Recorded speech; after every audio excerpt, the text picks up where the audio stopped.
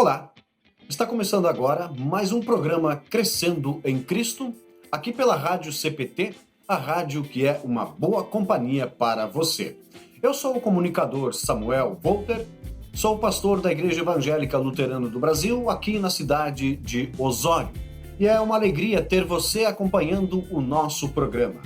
Hoje nós vamos estudar o capítulo 7 do Evangelho de Lucas. Neste capítulo nós temos vários relatos da ação de Jesus em favor das pessoas, em favor dos pecadores. Jesus demonstra a sua autoridade como Filho de Deus, demonstra a sua autoridade como o Messias prometido desde o Antigo Testamento.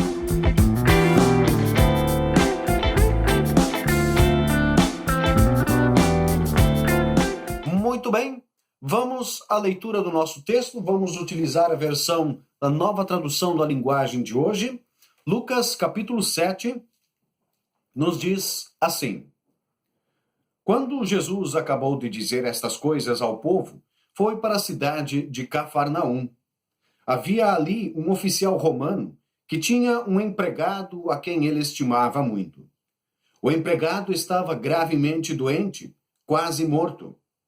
Quando o oficial ouviu falar de Jesus, enviou alguns líderes judeus para pedirem a ele que viesse curar o seu empregado.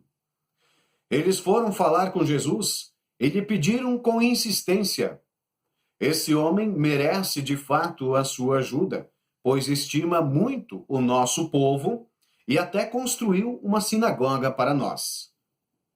Então Jesus foi com eles. Porém, quando estavam chegando perto da casa, o oficial romano mandou alguns amigos dizerem a Jesus: Senhor, não se incomode, pois eu não mereço que entre na minha casa. E acho também que não mereço a honra de falar pessoalmente com o Senhor. Dê somente uma ordem, e o meu empregado ficará bom. Eu também estou debaixo da autoridade de oficiais superiores, e tenho soldados que obedecem às minhas ordens. Digo para um, vá lá, e ele vai. Digo para outro, venha cá, e ele vem. E digo também para o meu empregado, faça isso, e ele faz. Jesus ficou muito admirado quando ouviu isso. Então virou-se e disse para a multidão que o seguia: Eu afirmo a vocês que nunca vi tanta fé, nem mesmo entre o povo de Israel.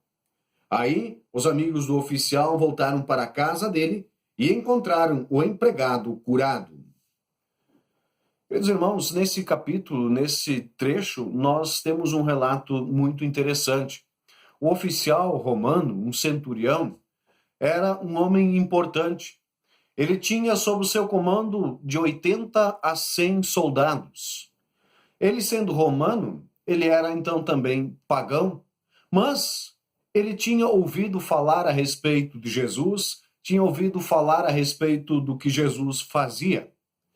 E isso nos leva a refletir também sobre o nosso próprio testemunho. Nós, como cristãos, nós somos chamados para falar de Cristo para os não cristãos. Este centurião pagão ouviu falar de Jesus e ele, como estava preocupado com o bem-estar, com a saúde do seu servo pessoal, ele vai em busca de Jesus. Ele se coloca em uma posição de humildade diante de Jesus. Ele reconhece a autoridade de Jesus, uma autoridade superior, superior até mesmo sobre uma doença que poderia levar o seu servo à morte. Uma fé demonstrada por este centurião, uma fé muito grande, maior até do que aqueles que pertenciam ao povo de Deus. E Jesus cura, então, a enfermidade deste servo, deste oficial.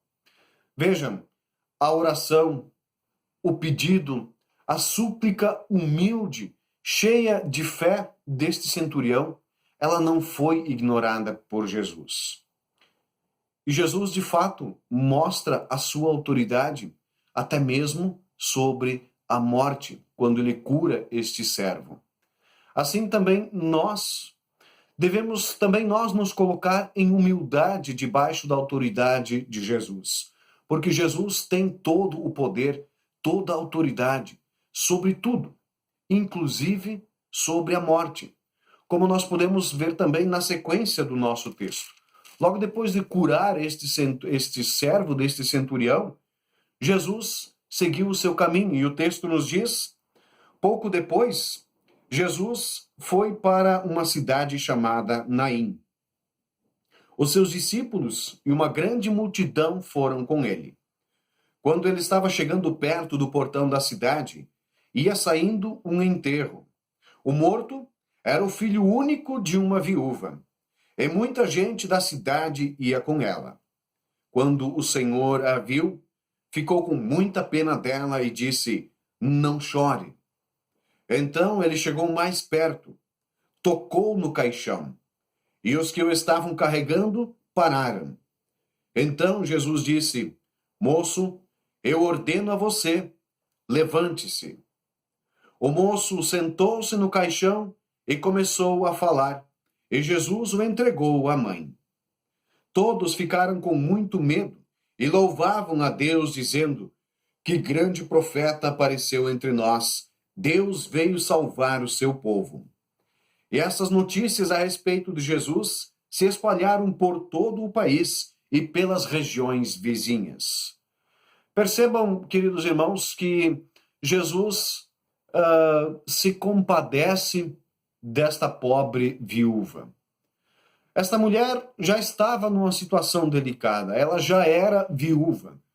E como viúva, quem tinha o compromisso de trazer para casa o pão de cada dia era então este seu filho, o único filho. E ele agora veio a falecer.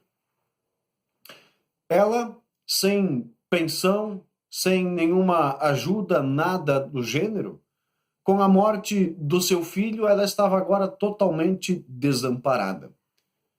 O seu futuro era totalmente obscuro, totalmente incerto.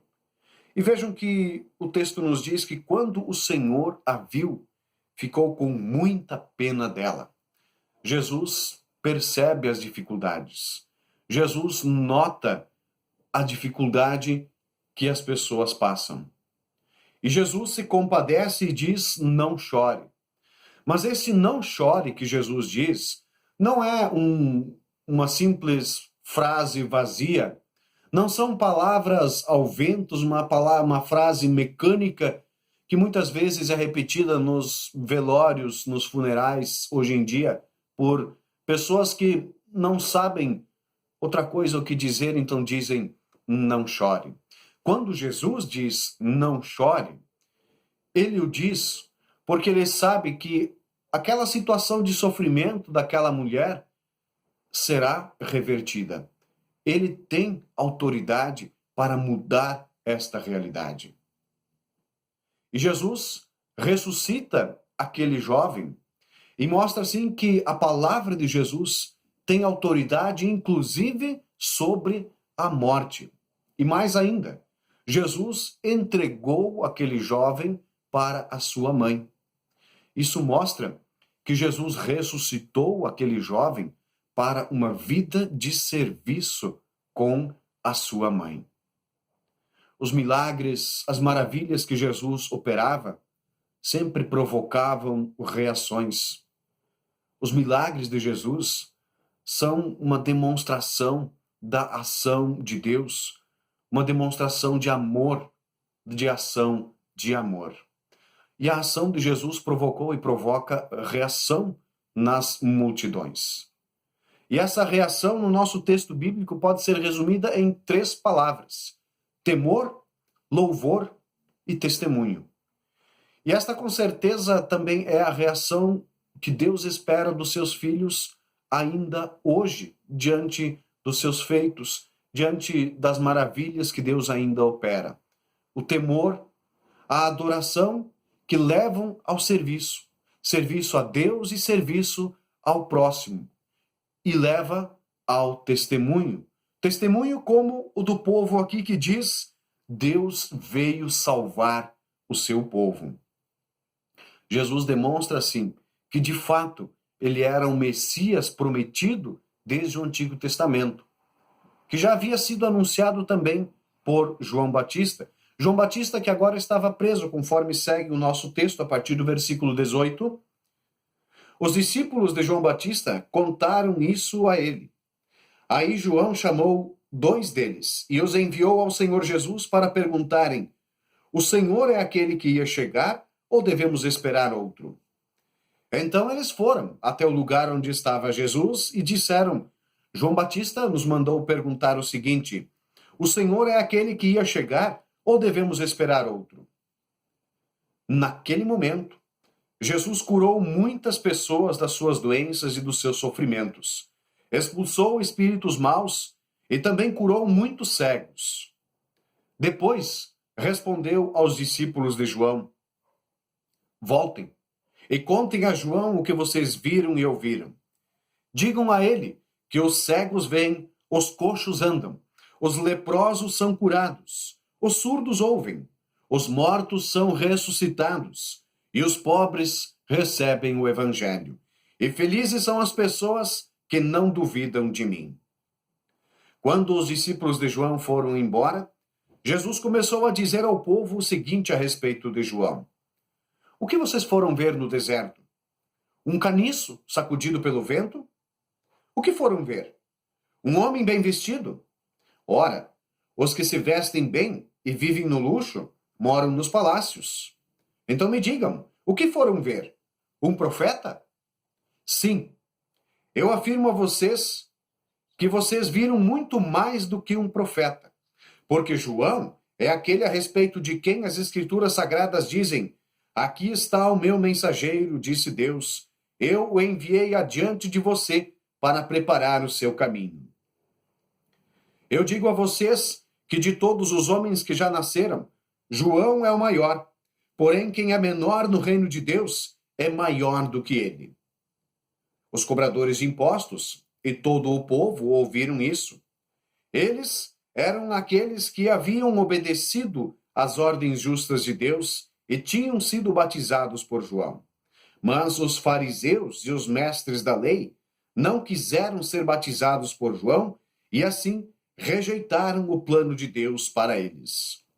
E Jesus terminou dizendo: mas com que posso comparar as pessoas de hoje? Com quem elas são parecidas? Elas são como crianças sentadas na praça. Um grupo grita para outro: nós tocamos músicas de casamento, mas vocês não dançaram. Cantamos músicas de sepultamento, mas vocês não choraram. João Batista jejua e não bebe vinho, e vocês dizem: ele está dominado por um demônio. O Filho do Homem come e bebe, e vocês dizem: vejam, este homem é um comilão e beberrão, é amigo dos cobradores de impostos e de outras pessoas de má fama. Mas aqueles que aceitam a sabedoria de Deus mostram que ela é verdadeira. Queridos irmãos, a missão de João Batista era preparar o caminho para o Messias. E o próprio Jesus, então, fala a respeito de João Batista, afirmando que ele era, de fato, um mensageiro enviado por Deus para preparar o caminho para o Messias. E agora ele estava preso porque, como profeta, ele não se calou diante dos pecados dos poderosos, mas com coragem denunciou estes pecados. Queridos irmãos, vamos pensar em nossa vida. Será que nós, como representantes de Cristo nesse mundo, nós temos sempre a coragem de falar sempre a verdade? Mesmo que seja uma verdade dolorosa, uma verdade desagradável, até mesmo para pessoas que nos são queridas? Falamos a verdade, sempre a verdade da palavra de Deus? Jesus conclui o nosso texto criticando os fariseus e os mestres da lei, que rejeitaram tanto a João Batista e a sua mensagem, como depois também rejeitaram a Jesus. Jesus diz que são como crianças que nunca estão satisfeitas. Aquelas pessoas rejeitaram tanto João Batista como Jesus, criticaram João por ser severo demais, criticaram Jesus por ser muito tolerante, rejeitaram tanto a condenação trazida pela lei, como a salvação trazida pelo Evangelho, pela misericórdia de Deus. E essa continua sendo também a realidade ainda hoje. Muitos continuam rejeitando a palavra de Deus porque ela denuncia e condena os erros. Rejeitam o Evangelho de Cristo porque chamam chamam o Evangelho de loucura ou coisas piores. Ao cristão cabe testemunhar apenas isto. A conversão é obra do Espírito Santo. Através da palavra e dos sacramentos, o Espírito age em nós, continua nos iluminando, nos santificando e conservando na verdadeira fé. Isto nos leva a testemunhar e reconhecer o amor de Deus. O texto finaliza, os versículos 36 a 50. Um fariseu convidou Jesus para jantar. Jesus foi até a casa dele e sentou-se para comer. Naquela cidade morava uma mulher de má fama. Ela soube que Jesus estava jantando na casa do fariseu, então pegou um frasco feito de alabastro, cheio de perfume, e ficou aos pés de Jesus por trás. Ela chorava e as suas lágrimas molhavam os pés dele. Ela chorava, então ela os enxugou com os seus próprios cabelos. Ela beijava os pés de Jesus e derramava o perfume neles. Quando o fariseu viu isso, pensou assim: se esse homem fosse de fato um profeta, saberia quem é esta mulher que está tocando nele e a vida de pecado que ela leva. Jesus então disse ao fariseu: Simão, tenho uma coisa para lhe dizer. Fale, mestre, respondeu Simão. Aí Jesus disse: 2 homens tinham uma dívida com um homem que costumava emprestar dinheiro. Um deles devia 500 moedas de prata e o outro 50, mas nenhum dos dois podia pagar o homem que havia emprestado. Então ele perdoou a dívida de cada um. Qual deles vai estimá-lo mais? Eu acho que é aquele que foi mais perdoado, respondeu Simão. Você está certo, disse Jesus. Então virou-se para a mulher e disse a Simão: Você está vendo esta mulher? Quando entrei, você não me ofereceu água para lavar os pés, porém ela os lavou com as suas lágrimas e os enxugou com os seus cabelos. Você não me beijou quando cheguei, ela, porém, não para de beijar os meus pés desde que entrei. Você não pôs azeite perfumado na minha cabeça, porém ela derramou perfume nos meus pés. Eu afirmo a você, então, que o grande amor que ela mostrou prova que os seus muitos pecados já foram perdoados. Mas onde pouco é perdoado, pouco amor é mostrado. Então Jesus disse à mulher: Os seus pecados estão perdoados. Os que estavam sentados à mesa começaram a perguntar: Que homem é este que até perdoa pecados? Mas Jesus disse à mulher: A sua fé salvou você. Vai em paz. Meus irmãos, a diferença entre reconhecer os seus pecados e reconhecer a grandiosidade de Deus. Diferente da arrogância de se achar melhor, como aquele fariseu. A nossa atitude diante de Deus deve ser como aquela da mulher, reconhecendo os nossos pecados, demonstrando o nosso amor e gratidão a Deus com uma vida consagrada ao seu serviço. É bem mais fácil criticar e apontar os erros dos outros do que reconhecer os próprios. Isto os fariseus faziam, como aquele Simão, que se achava melhor diante de Deus do que aquela mulher. Mas esta mulher, assim como o centurião, eles se humilharam diante de Jesus e foram perdoados, foram salvos, foram atendidos. Quanto mais nós conhecemos a nós mesmos e a Deus, mais percebemos o quanto nós dependemos da graça de Deus. Como diz o apóstolo Paulo, onde aumentou o pecado, a graça de Deus aumentou ainda mais. E como diz um hino do nosso inário, dos pecados libertado, salvo para sempre estou, pois em Cristo perdoado, bem-aventurado eu sou. Legal, queridos irmãos, neste programa o nosso estudo vai ficando por aqui. Não perca a próxima edição do programa Crescendo em Cristo, que irá continuar com a leitura do texto de Lucas no capítulo 8. Assista este e outros programas no Facebook, no link www.facebook.com/Rádio da IELB e também no youtube.com/RádioCPT. Baixe esse episódio em www.radiocpt.com.br/podcast.